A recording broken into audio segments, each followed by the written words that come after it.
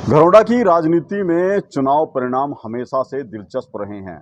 बेहद नज़दीकी अंतर के कारण कई बार ऐसी स्थितियां बनी कि जब लोगों को चुनाव परिणामों को लेकर अविश्वास की स्थिति रही है। एक बार फिर निकाय चुनावों में ये जो जीत का अंतर था वो महज 31 वोटों का रहा है। ऐसे में दूसरे स्थान पर रहे आम आदमी पार्टी के प्रत्याशी सुरेंद्र सिंगला ने अब कोर्ट का दरवाजा खटखटाया है।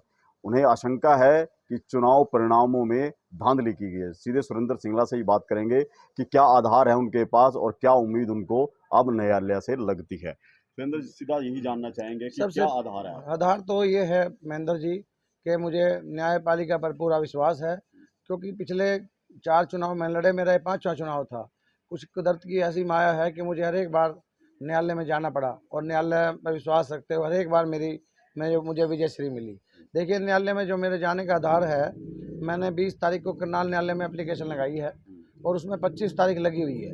उसका आधार ये है कोर्ट में जाने का, एक तो 17-18 वोट ऐसी हैं जो विदेश में रह रहे हमारे साथी और उनकी वोट यहाँ डल गई। 25, 26, 30 वोट ऐसी हैं जो जिनकी मृत्यु होगी वो भी डल गई। कुछ ऐसी वोटें हैं 20, 25, 30 जितनी अंदाजा जो दो वार्डों में बड़ी हैं, 2 में है, कोई 4 में है, 2 में है, कोई 15 में है, इस तरह की वो भी दोनों जगह वोट पोल हो रही हैं। और 30-35 ऐसी वोट है जिनका यहाँ पे सिस्टम ही नहीं है, कोई ना कोई आईडी है, ना लेना है ना देना है। तो ये आधार तो मेरा कोर्ट में है। तो बाकी हमारे एडवोकेट हैं सुरेंद्र गोयल जी, वो देखेंगे उन्होंने कैसे केस लड़ना है। उनके साथी हैं जो 3-4, वो सारे इकट्ठे होकर चुनाव में की ये जो चुनाव प्रक्रिया है कोर्ट में उसकी कार्रवाई कर रहे हैं। तो सुरेंद्र जी, देखिए, चुनाव वोटिंग काउंटिंग जब हो रही थी, आप अंदर ही मौजूद थे, तो उस समय आप भी कहीं ना कहीं संतुष्ट ही थे कि जिस तरह से परिणाम आए थे 31 वोटों से? संतुष्ट तो ये सरकार धक्काशाही की सरकार है। देखिए, यहाँ पे नहीं, सारे भारत में इन्होंने धक्काशाही, जहाँ सरकार दूसरी पार्टी उनको तोड़ दे बना दिए, ये काम हो गया। बीजेपी पहले वाली नहीं रही, अब तो धक्काशाही वाली बीजेपी होगी। लेकिन मैं संतुष्ट नहीं था। मैंने एसडीएम साहब से कहा भी ये सिस्टम ठीक नहीं है। तो ये जो और भी अफसर थे वहाँ पे मौजूद, ये कहने लगे भाई यही तो सरकार है, इसी का नाम तो सरकार है कि भाई धक्के से अपना डिक्लेयर करो, चलो आगे लड़ते रहो कोर्टों में। क्योंकि ऐसे रमेश राणा जी भी 1996 में ऐसे हारे थे और जब 2000 में दोबारा चुनाव हुए तो रमेश राणा जी 45,000 वोटों से लगभग जीते थे।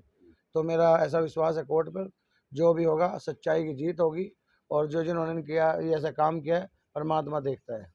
तो सुरेंद्र जी, ये दावा क्यों कि जिस तरह से मान लो आप बता रहे हैं कि कुछ लोग विदेश में गए हुए हैं उनकी वोट पोल हुई है, या कुछ मरे हुए लोग हैं उनकी वोट पोल हुई है, उसके अलावा भी कहीं आप बता रहे हैं किस तरह की वोट है उनकी वोट पोल हुई है, उसके अलावा भी कहीं आप बता रहे हैं किस तरह की वोट हुई है, तो ये कहाँ से दावा ठीक बैठता है कि वो वोट जो है वो आपके फेवर में थी या आपके अगेंस्ट थी? वो नहीं, मेरा ऐसा ये नहीं है कि मेरे को तो डली नहीं, क्योंकि सरकार की दंगा मस्ती जहाँ सरकार होती है ना, सरकार और प्रशासन, इनके ये जो पोलिंग एजेंट, जो इनके अफसर ड्यूटी पे आए हुए थे पोलिंग बूथ पे, वो भी सारा सिस्टम है, सारा धक्काशाही हर एक तरह से पूरा सिस्टम होता है सरकार का।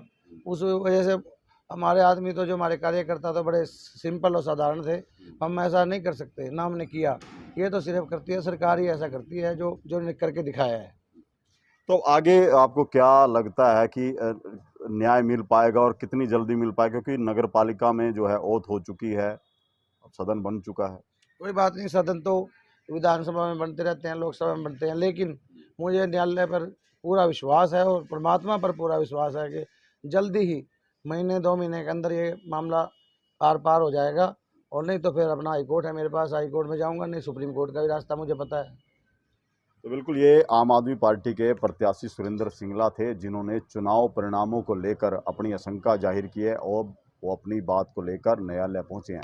घरौंडा की राजनीति में ये पहला मामला नहीं है जब चुनाव परिणामों के बाद हार जीत के अंतर को लेकर इस तरह के सवाल खड़े हुए। इससे पहले 2 बार ऐसा हुआ है जब विधायक के चयन में जो वोटिंग का जो अंतर था, मतदान का जो अंतर था, वो महज 11 और 21 वोटों का था, जिसके बाद वो भी लोग न्यायालय पहुंचे थे। तो ऐसे में एक बार फिर से ये दिलचस्प हो गया है कि निकाय चुनाव परिणामों को लेकर कोर्ट की तरफ से क्या फैसला आएगा। करनाल से महेंद्र सिंह, इंडिया न्यूज़ हरियाणा।